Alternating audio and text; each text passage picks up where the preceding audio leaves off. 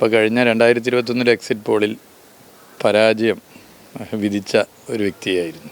അന്ന് ബേപ്പൂരിൽ LDF 4-5% വോട്ടിന് പരാജയപ്പെടുന്നായിരുന്നു exit poll പറഞ്ഞത്. പക്ഷേ ബേപ്പൂർ മണ്ഡലം ഉണ്ടായതിനു ശേഷമുള്ള സർവകാല റെക്കോർഡ് വോട്ടാണ് അവിടുത്തെ ജനങ്ങൾ നൽകിയത്, 82,000. അപ്പോൾ എക്സിറ്റ് പോൾ നോക്കിയൊരു അഭിപ്രായം പറയാൻ എന്തായാലും താല്പര്യമില്ല. പൊതുവേ LDFന് അനുകൂലമാണ്. LDFിൻ്റെ നേതൃത്വത്തിലുള്ള ഭരണം തുടരും. സംസ്ഥാനത്തെ നിയമസഭാ തെരഞ്ഞെടുപ്പ് സംബന്ധിച്ചുള്ള എക്സിറ്റ് പോൾ ഫലങ്ങൾ വന്നിരിക്കുകയാണ്. അത് സംബന്ധിച്ച് നമ്മോട് പ്രതികരിക്കുകയാണ് മന്ത്രി PM മുഹമ്മദ് റിയാസ്. ഇതുവരെ വന്നിരിക്കുന്ന എല്ലാ എക്സിറ്റ് പോൾ ഫലങ്ങളും UDFനാണ് 80 മുതൽ 90 സീറ്റുകൾ പ്രവചിക്കുന്നത്. എങ്ങനെയാണ് കാണുന്നത് LDF ഇതിനെ? അല്ല, എക്സിറ്റ് പോൾ വന്നതിൻ്റെ ഭാഗമായി ഒരു പ്രതികരണം നടത്തുകയല്ല ഞാൻ.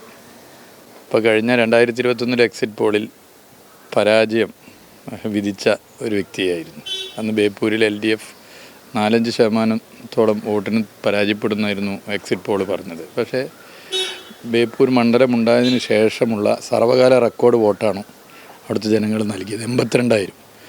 അപ്പോൾ എക്സിറ്റ് പോൾ നോക്കിയൊരു അഭിപ്രായം പറയാൻ എന്തായാലും താല്പര്യമില്ല. പൊതുവേ LDFന് അനുകൂലമാണ്. LDFിൻ്റെ നേതൃത്വത്തിലുള്ള ഭരണം തുടരും എന്നുള്ളത് തന്നെയാണ് ഉറച്ച് പ്രതീക്ഷിക്കുന്ന കാര്യം. ഇപ്പോൾ എക്സിറ്റ് പോൾ ഫലങ്ങൾ ജില്ല തിരിച്ചു നോക്കുമ്പോൾ ഏറ്റവും കൂടുതൽ LDFന് നഷ്ടമുണ്ടാകുന്ന ജില്ലയായിട്ട് കണക്കാക്കുന്നത് കോഴിക്കോടാണ്. ഒരു പക്ഷേ ഇതുവരെ ഇപ്പോൾ LDF ഉമ്മൻചാണ്ടി സർക്കാരിൻ്റെ കാലത്ത് പോലും UDF 4 സീറ്റ് മാത്രമുള്ള സ്ഥലത്ത് 4 സീറ്റിലേക്ക് LDF ഒതുങ്ങുന്നൊക്കെയാണ് ചില റിപ്പോർട്ടുകൾ പറയുന്നത്, അല്ലെങ്കിൽ എക്സിറ്റ് പോൾ. അത് നമ്മൾ വോട്ട് എണ്ണിയിട്ട് കാണേണ്ട കാര്യങ്ങളാണ്. അപ്പോൾ ഒരു എക്സിറ്റ് പോളിൻ്റെ ഭാഗമായി അതിൽ അഭിപ്രായം പറഞ്ഞു പോകുന്നത് ശരിയാണെന്ന് എനിക്ക് തോന്നുന്നില്ല. അത് തീർച്ചയായിട്ടും അത് വോട്ട് എണ്ണിക്കൊണ്ട് കണ്ടാണ്. കോഴിക്കോട് ഇടതുപക്ഷത്തിന് പൊതുവെ അനുകൂലമാണ് എന്ന് തന്നെയാണ് ഞങ്ങൾ കരുതുന്നത്. പിന്നെ ഈ പറഞ്ഞതുപോലെ ഇപ്പോൾ എക്സിറ്റ് പോളിലൊക്കെ പറയുന്ന ഒരു ന്യൂനപക്ഷ കൺസോൾട്ടേഷൻ, ഇപ്പോൾ നിങ്ങൾ നേരത്തെ നമ്മൾ സംസാരിച്ച കാര്യം, അങ്ങനെയാണെങ്കിൽ കേരളത്തിൽ 50%-ലധികം മുസ്ലിം ജനവിഭാഗം വോട്ടർമാരായിട്ടുള്ളൊരു മണ്ഡലമാണ് ബേപ്പൂർ. ആ ബേപ്പൂർ മണ്ഡലത്തിൽ LDF 2021 നേടിയ സർവകാല റെക്കോർഡ് വോട്ടിനേക്കാൾ കൂടുതൽ വോട്ട് 82,000 നേടി വിജയിക്കുന്ന ഞാൻ ഇപ്പോഴും അവിടുത്തെ സ്ഥാനാർത്ഥിയെ ഞാൻ ഉറപ്പിച്ചു പറയണം. ഈ പല സീറ്റുകളും നഷ്ടപ്പെടുമെന്ന് പറയും പോലും ഒരു സീറ്റ് പോലും ബേപ്പൂരിൽ LDF നഷ്ടമാവില്ല എന്ന് പറയുന്നുണ്ട്. അത് നിങ്ങളുടെ പ്രതീക്ഷ? അല്ല, അതെങ്ങനെയാണ് നമ്മൾ പറയുക? ഇപ്പോൾ ഈ എക്സിറ്റ് പോളിൽ നിങ്ങൾ നേരത്തെ പറഞ്ഞ പോലെ ഈ കൺസോൾട്ടേഷൻ പറയുമ്പോൾ അതെന്താ ബേപ്പൂർ മാത്രമേ കൺസോൾട്ടേഷൻ ഇല്ലേ? അവിടെ മാത്രം അടിക്കാത്തൊരു കൺസൾട്ടേഷൻ അല്ലല്ലോ. അപ്പോൾ അത് തന്നെ നമ്മൾ കാര്യങ്ങൾ വ്യക്തമാണ്. ബാക്കി 4-ാം തീയതി വോട്ടെണ്ണുമ്പോൾ നമുക്ക് പറയാം. കഴിഞ്ഞ ലോക്സഭാ തെരഞ്ഞെടുപ്പിന് സമാനമാണ് ചിലയിടങ്ങളെന്ന് പറയുന്നത്. ഇപ്പോൾ ലോക്സഭാ തെരഞ്ഞെടുപ്പിൽ 19,000 വോട്ടിനായിരുന്നു ബേപ്പൂർ നിയോജക മണ്ഡലത്തിൽ LDF സ്ഥാനാർത്ഥി പിറകിൽ. 2019 ലോക്സഭാ തെരഞ്ഞെടുപ്പിൽ 10,000 വോട്ടിനായിരുന്നു പിറകിൽ.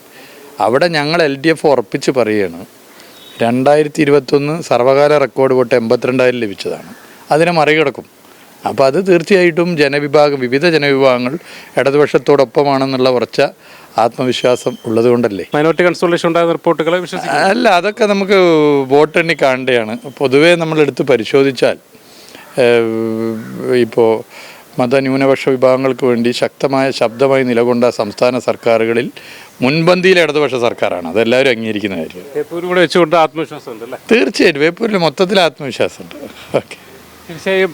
പിന്നെ LDFന് ഇതിനെ എക്സിറ്റ് പോളുകളിൽ തള്ളുകയാണ്, ആത്മവിശ്വാസം ഉണ്ടാകുന്നു എന്ന് പറയുന്നു. അതോടൊപ്പം തന്നെ ബേപ്പൂരിൽ എന്തായാലും വിജയിക്കും എന്നുള്ള എക്സിറ്റ് പോൾ ഫലങ്ങൾ അംഗീകരിക്കുകയും ചെയ്യുന്നുണ്ട് മുഹമ്മദ് റിയാസ്. നിഖിലിനൊപ്പം മുഹമ്മദ് അസ്ലം, മീഡിയ 1 കോഴിക്കോട്.